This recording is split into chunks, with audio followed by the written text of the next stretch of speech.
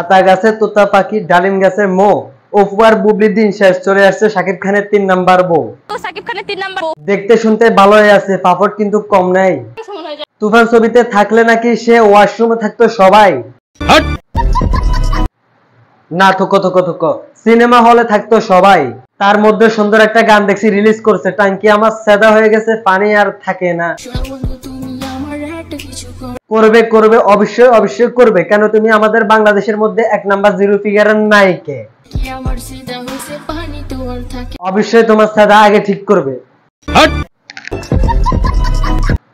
না মানে তোমার টাঙ্কির সাদা আগে ঠিক করবে। যদি আমাকে পড়ানো হইতো, দেখতেন বাংলাদেশের প্রত্যেকটা ছেলেরা ঘরে বসে, হ্যাঁ ওয়াশরুমে থাকতো, দেখার জন্য হলে গিয়ে বসে থাকতো আমার ফিগার। ও আচ্ছা। Hello everyone, this is Hridoy and this is the another episode of চমলক্ষ।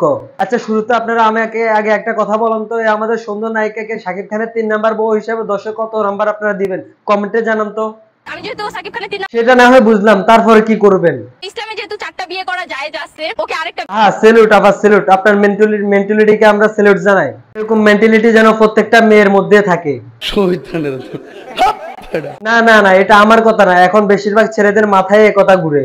তাই আপু আপনাদেরকে বলতেছি, যদি আপনাদের জামাইয়ের অথবা আপনাদের বয়ফ্রেন্ডের মেন্টালিটির মধ্যে এরকম দেখেন, তাহলে একটা প্রথমে গাছের সাথে বাঁধবেন, তারপরে 3 বেলা 3টা থাপড় মারবেন, 1 বেলা করে খাওয়াবেন, তাহলে দেখবেন তার মাথা থেকে বিদায় বান্ধবী বলে এই মেন্টালিটিকে দূর হয়ে গেছে। আমি যদি সিনেমাতে নেমে যাই তাহলে বলিউড থেকে ডাকাডাকি করবে। আমি একটা জিনিস বুঝি না, এরকম সুশীল আপুকে নিয়ে আপনারা কেন মজা করেন? আর কিছু কিছু সাংবাদিকরা দেখলাম তাকে ইন্টারভিউর নামের কথা বলে তার সাথে বেশি মজা নিতেছে। হোয়াই আপা হোয়াই, কেন এরকম কেন?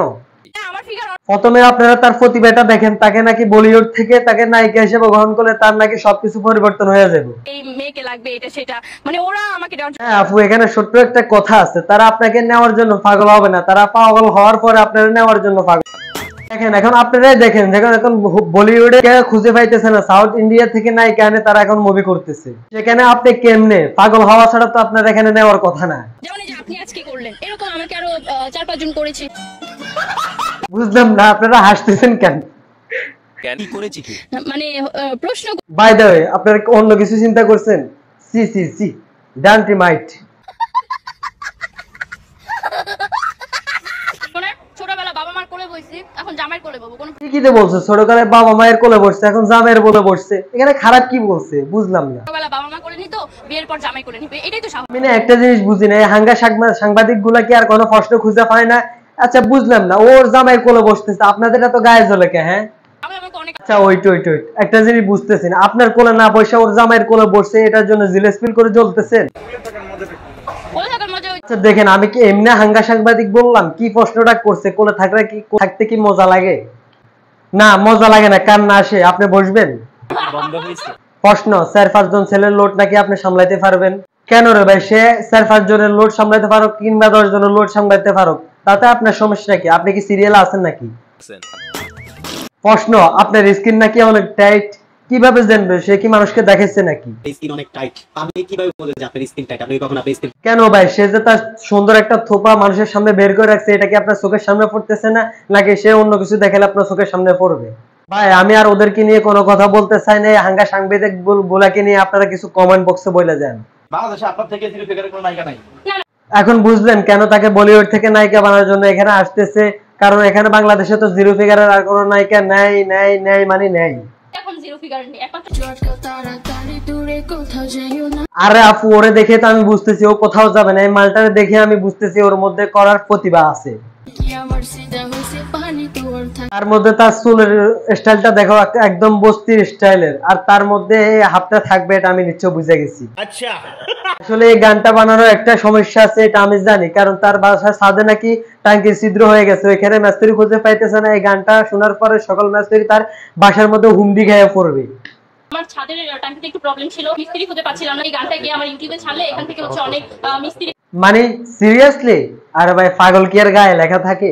আরে এসবগুলা বাদ দিয়ে তুমি তোমার স্বপ্নের মধ্যে রিজার্ভ করো, কারণ তুমি তোমার আমাদের শাকিব খানের তোমার ছবিটা ওইটার মধ্যে যেন তোমাকে আমরা দেখতে পাই। আর তুমি এটা ডিজার্ভ করো, তুমি যা সুন্দরী। সুন্দর বলতেই হয়, আমার প্রশংসা আমারই করতে হয়। আর সুন্দরী হওয়ার পিছনে আরো একটা কারণ আছে, কারণ তুমি যা ফর্সা, মানে নাক দুইটা চোকা চোকা, নাকটা একটু চোখা, চোখ দুইটা মায়াবী, আমার চোখ দুটা, ঠোঁট দুইটা গোলাপের মতো সুন্দর, ঠোঁটগুলো হচ্ছে গোলাপের মতো সুন্দর, গাল দুইটা লাল লাল টমেটোর মতো, গাল দুইটা হচ্ছে লাল লাল টমেটোর মতো, তার উপর আবার জিরো ফিগার।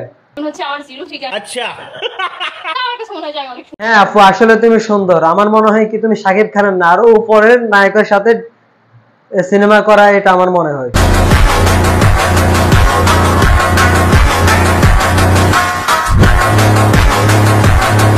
এ ধরো এমন কেউ যে সব ধরনের সিনেমা করে। এ ধরো কখনো ডাক্তার, কখনো শিক্ষক, কখনো টিচার, কখনো আবার ইঞ্জিনিয়ার। আশা করি লিজেন্ডরা বুঝতে পারছেন। যার দ্বারা সব অভিনয় করার দক্ষতা আছে, তার দ্বারা তুমি যদি সিনেমা করো তাহলে তুমি এক কথায় মজাই পাইবা। আমি বুঝাতে চাইছি তুমি এখন বাংলাদেশের সিনেমা না, ওই আমেরিকার সিনেমা ট্রাই করা উচিত। তাহলে তো আর কোনো প্রবলেমই থাকলো না। একদিকে আমেরিকান সুপার ডুপার সেই লেভেলের মানে হাই লেভেলের নায়ক, অন্যদিকে আমাদের বাংলাদেশের সানি লিওন একমাত্র সুন্দরী নায়িকা। আমি তো অলরেডি সানি লিওন হয়ে গেছি, কারণ আমাকে হচ্ছে কমেন্ট বক্সে এক কথা তুমি যে জিরো ফিগারের নায়িকা, বাংলাদেশের নায়ক সকল তোমার না, বিশেষ করে সাউথ আফ্রিকার নায়কগুলো তোমার উচিত। তো প্রিয় দর্শক, আজকের এই ভিডিওটা এ পর্যন্ত। ভিডিওটা কেমন লাগছে একটা লাইক করে বুঝিয়ে দিবেন, আর যদি ভিডিওটা ভালো লাগে একটা কমেন্ট করবেন। চ্যানেল নতুন হলে অবশ্যই চ্যানেলটি সাবস্ক্রাইব করে পাশে থাকা বেল আইকনটি চালু করে দিবেন। আর যারা আমার সাথে যোগাযোগ করতে চান অথবা কোনো বিষয়ে কন্ট্যাক্ট করতে চান, ডেসক্রিপশন বক্সে হোয়াটসঅ্যাপ আইকন দেওয়া আছে, ওখানে ক্লিক করে আমার সাথে সরাসরি চলে আসতে পারবেন। তো সবাই আমার সাথে এতক্ষণ থাকার জন্য ধন্যবাদ। Thanks for watching. ভালো থাকবেন, সুস্থ থাকবেন। আল্লাহ হাফেজ।